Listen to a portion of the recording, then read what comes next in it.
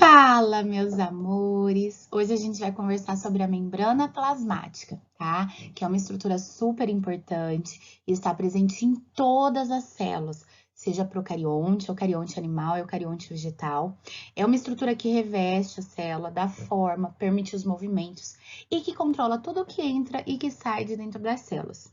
Esse conteúdo é continuação da citologia do primeiro ano, tá? Para quem tá na escola, né, no José Maria, por exemplo, pode acompanhar por este livro. Então, inclusive, eu coloquei a página no próximo slide desse livro do Fernando Guevara Snyder. Quem estiver acompanhando pela apostila Biomania, a gente tem esse conteúdo aqui na página 14, tá? Então, vocês podem acompanhar também por qualquer outro material que vocês tenham, tá? Quando a gente fala a gente tem que ter ideia certinha de como ela é formada. Então, esse desenho e esses nomes que estão nas estruturas formando toda a nossa membrana, eu preciso lembrar. Eu aconselho vocês que vocês façam um desenho, que vocês esquematizem, para não esquecer mais essas estruturas, tá? O que é, enfim, uma membrana plasmática? Que está ao entorno, olha no desenho da célula ali, tá vendo? Ao entorno das nossas células. Quando a gente abre essa membrana e visualiza um microscópio eletrônico de varredura, a gente consegue perceber que ela é formada por duas camadas de um lipídio, de uma gordura. Essa gordura é do tipo fosfolipídio. E esse fosfolipídio são essas bolinhas em azuis aqui representadas. Se vocês olharem, percebam que tem bolinha azul com uma caudinha para cima, bolinha azul com uma caudinha para baixo. Então, a gente consegue nitidamente ver uma camada de fosfolipídios, duas camadas de fosfolipídios, tá? Portanto, a principal constituição é lipídica, duas camadas de fosfolipídio. Só que imersas nesses lipídios, a gente encontra diversas proteínas. Então, aqui em laranja maiorzinho, a gente tem as proteínas imersas nessa bicamada fosfolipídica. Essas proteínas, elas são integradas à membrana e, na maioria das vezes, elas ajudarão no transporte de substâncias, tá? Outras propriedades que eu posso encontrar nas membranas plasmáticas são essas pequenas estruturas chamadas de glicoproteínas ou glicolipídios. Vejam que elas ficam numa parte mais externa da membrana. E essa parte externa parece umas anteninhas penduradas ali, conseguem perceber? Então, esses glicolipídios e essas glicoproteínas, elas formam o que a gente chama de glicocálix ou glicocálice. Depois a gente vai ver qual a função desse glicocálix, tá? Imersas ainda no meio desses fosfolipídios, é bem comum a gente encontrar algumas estruturas, algumas moléculas de colesterol.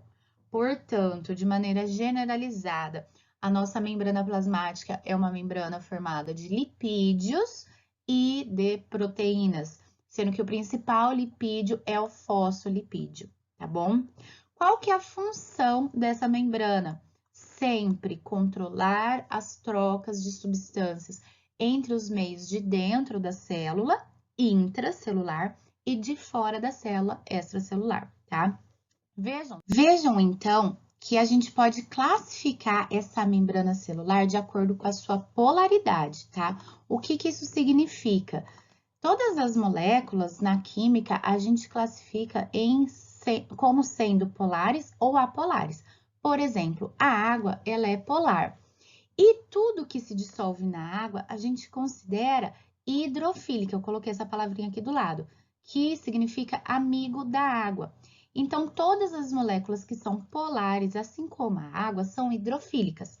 Por outro lado, todas as moléculas que são apolares, que não se dissolvem em água, elas são consideradas hidrofóbicas. O fato é que o fosfolipídio, que é o principal componente da membrana plasmática, né, que está presente aqui nas duas camadas, é constituído dessa cabeça, essa bolinha, que é um grupamento fosfato, e o grupamento fosfato, como sendo um íon, ele é polar, ele é hidrofílico, ele se dissolve em água, tá? Por outro lado, a cauda do fosfolipídio é um ácido graxo, ou seja, é um lipídio, é uma gordura, é um óleo. Óleo não se dissolve em água, é hidrofóbico, é apolar. Isso faz com que, na formação da dupla membrana, vejam que as cabeças fosfatos ficam para o meio de fora da célula e para o meio de dentro da célula. Então, o que fica em contato com a água do interior da célula e do exterior da célula é o grupamento fosfato, é a cabeça polar. E no meio da membrana, vou pegar aqui uma outra cor de canetinha, ó. Vejam que no meio inteirinho aqui, o que a gente tem? As caudas apolares. O meio da membrana é hidrofóbico e as extremidades, tanto interna quanto externa, são hidrofílicas. Isso faz com que a membrana plasmática seja anfifílica. Isso já caiu no Enem, inclusive esse termo, tá? É muito importante. Então, todas as membranas têm um caráter anfifílico, o que significa que elas têm extremidades hidrofílicas e extremidades hidrofóbicas. Beleza? A gente precisa agora aqui colocar em prática esse exercício que está falando justamente sobre essas estruturas da membrana. Vejam só, atualmente, o modelo mais aceito para explicar a constituição da membrana celular é o modelo do mosaico fluido proposto originalmente por Singer e Nicholson. Esses dois carinhas foram os que desvendaram essa estrutura da membrana, tá? E eles chamaram essa estrutura de mosaico fluido. Eu já vou falar sobre isso aqui para vocês, tá? No próximo slide. Observe o esquema de uma membrana segundo este modelo. De acordo com o modelo do mosaico fluido, o que está indicado pelo número 1? Não era para a resposta já estar aí, era para a resposta aparecer depois. Mas vamos lá. Em 1, né, seriam fosfolipídios? Não, fosfolipídios são esses amarelinhos com a cabeça branca que é o fosfato. Os glicídios ou glicocáliques? Não, isso aqui seriam então essas estruturas que parecem as anteninhas que eu falei para vocês. As proteínas imersas? Sim, perfeito.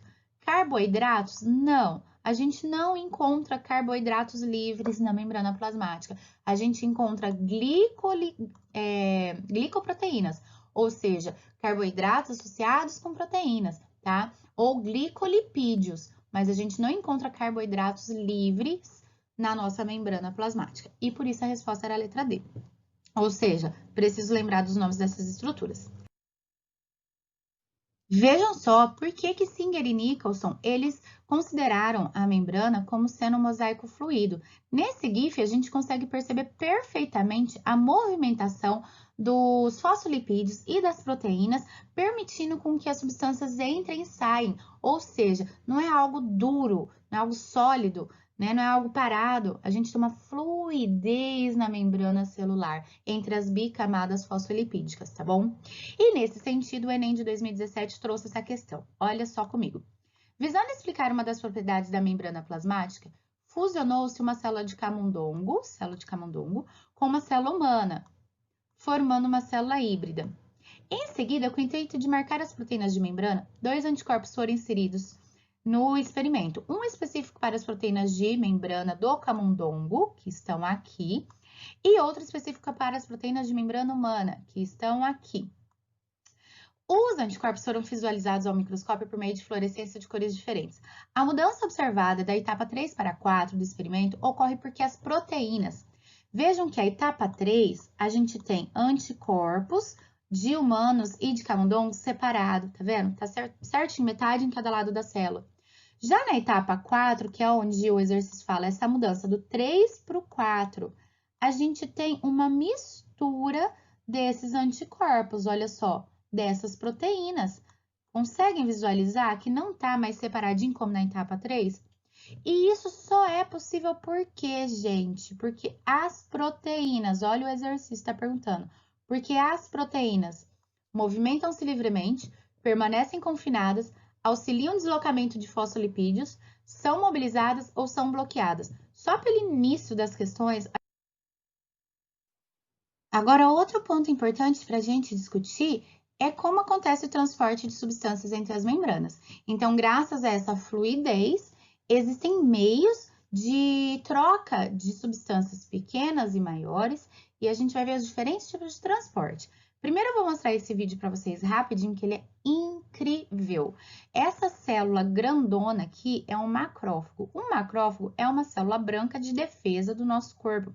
E ele vai fagocitar. O que significa fagocitar? Literalmente comer. Quando uma célula come outra, ou uma célula come um vírus ou uma bactéria, a gente não usa o termo comer, a gente usa o termo fagocitar. Então, esse macrófago, ele vai fagocitar bactérias. Aqui a gente tem uma bactéria, aqui tem outra. Essas células aqui são as hemácias, que são os glóbulos vermelhos.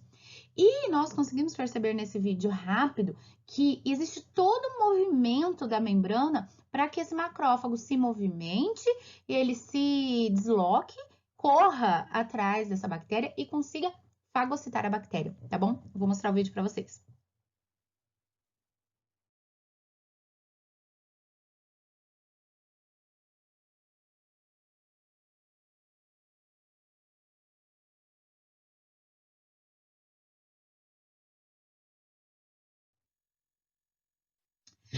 Agora, vamos entender como acontece esses transportes, mas primeiro a gente tem que ter bem em mente o que significa concentração e diferença de concentrações, pois esses termos a gente vai usar bastante, tá?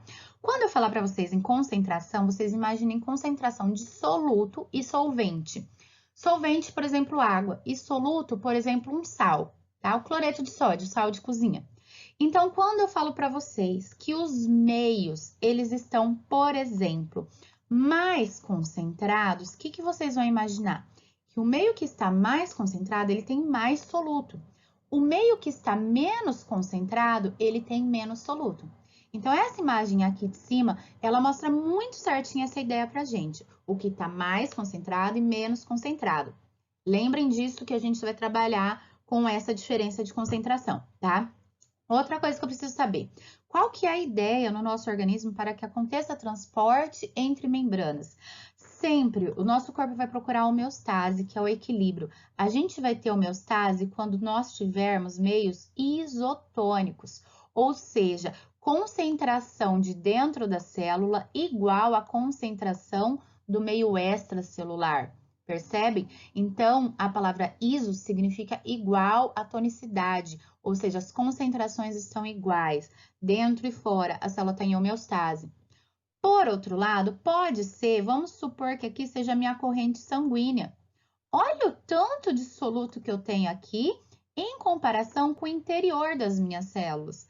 Nesse sentido, eu tenho um meio hipertônico. O que significa hiper? Mais concentrado. Então, se o meio externo tiver mais concentrado, a gente chama o meio de hipertônico. Por outro lado, pode ser que o meio tenha menos soluto do que dentro das células. E aí eu chamo esse meio de hipotônico. Então, quando tiver menos concentrado, é um meio hipotônico. Qual a ideia? Que quando estiver em hipotonicidade ou hipertonicidade, a nossa célula procure a isotonicidade, tá? Que é o meio de equilíbrio, o meio que vai levar a homeostase. A gente tem 3 tipos de transporte. Nós temos o transporte passivo, que é sem gasto de energia. Quando eu falo que é sem gasto de energia, significa que ele é a favor do gradiente de concentração. O que isso significa? Que vai sair do meio mais concentrado para o menos concentrado. Por exemplo, o sangue está passando aqui no tecido da mão. Se no sangue tem mais oxigênio, ele vai passar para o tecido da mão que tem menos oxigênio. E aí eu não gasto energia. Do mais para o menos, não gasta energia. Transporte passivo. Depois eu vou explicar os 3 exemplos. Temos o transporte ativo, que é com gasto de energia, porque ele é contra o gradiente de concentração. Ou seja, ele vai passar do meio menos concentrado para o mais concentrado.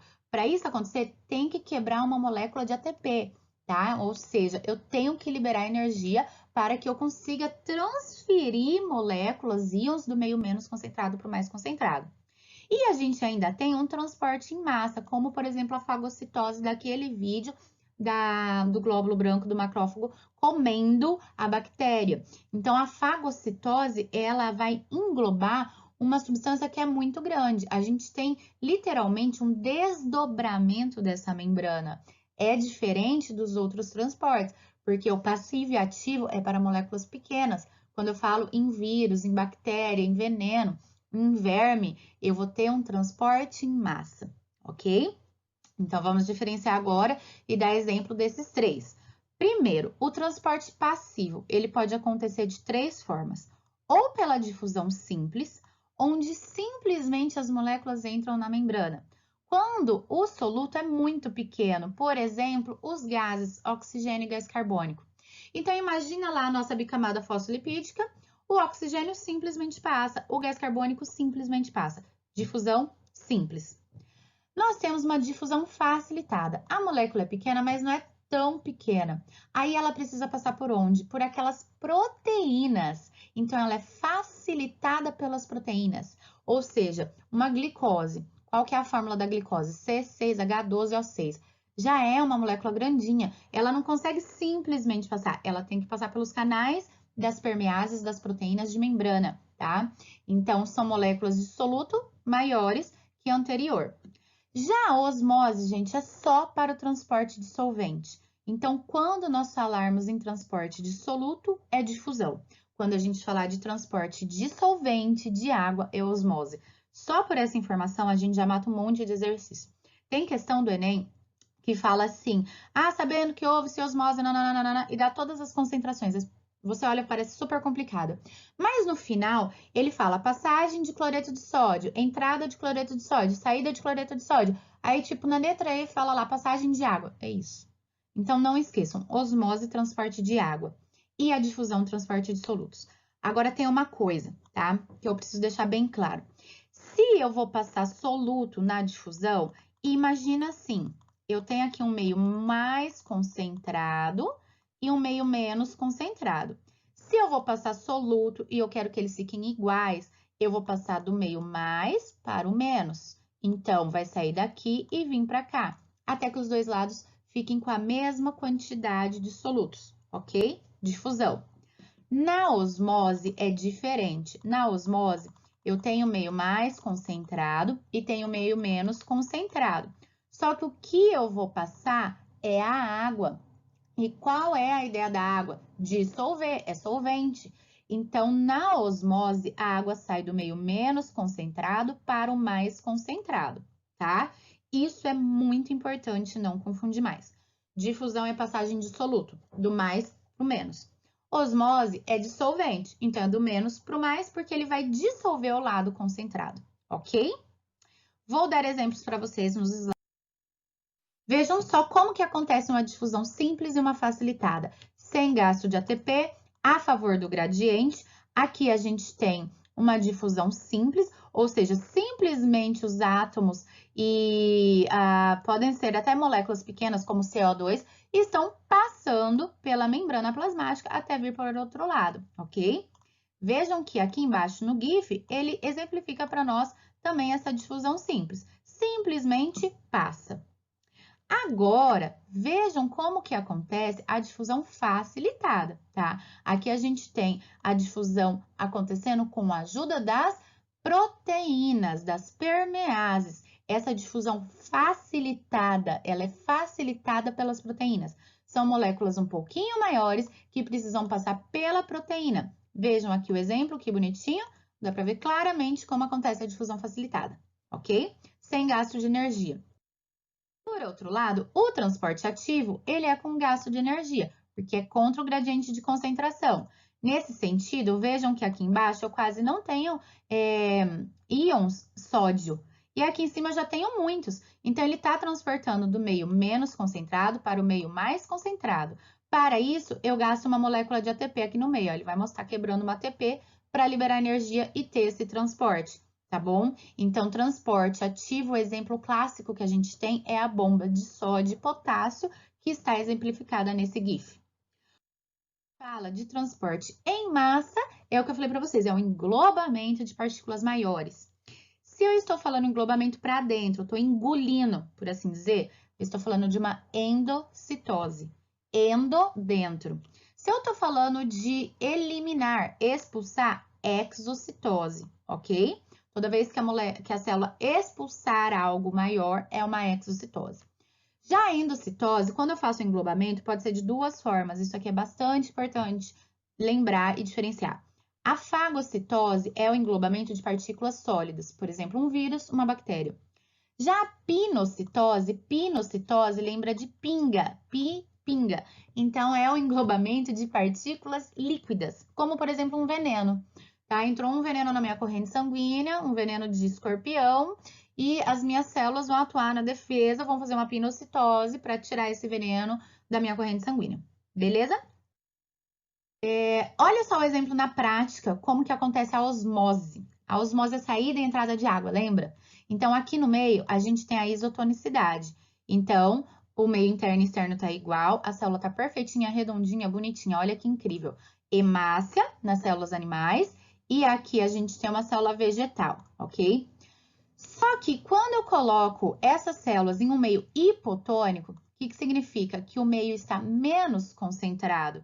Se o meio está menos concentrado, dentro da célula está mais concentrado, certo? O que vai acontecer com a água para dissolver? Vai entrar. E quando a água vai entrando, essa célula vai inchando, ela vai ficando muito túrgida e ela pode até explodir, lisar. Então, eu posso matar a célula quando eu coloco em um meio hipotônico, que está com baixa concentração de sais minerais, tá? Isso aqui, gente, é o que a gente, na prática, conhece como a desidratação. Por exemplo, eu tô fazendo um esporte físico muito intenso, uma maratona, tô há 3 horas correndo, e imagina que o meu meio, o meu sangue já perdeu muitos sais minerais no suor. As minhas células começam a lisar para liberar água e vai desidratando, e por isso que a desidratação mata, ok? Por outro lado, a gente tem o meio hipertônico. O que significa? O meu sangue, por exemplo, está mega concentrado. Quando eu como, por exemplo, salada muito salgada, carne muito salgada, comida muito concentrada, muito sódio, muito açúcar. Eu estou usando os exemplos de sódio, de sal, mas qualquer soluto. Se o meio está mais concentrado do que a célula, qual é a tendência da água? Sair. E aí a minha célula murcha.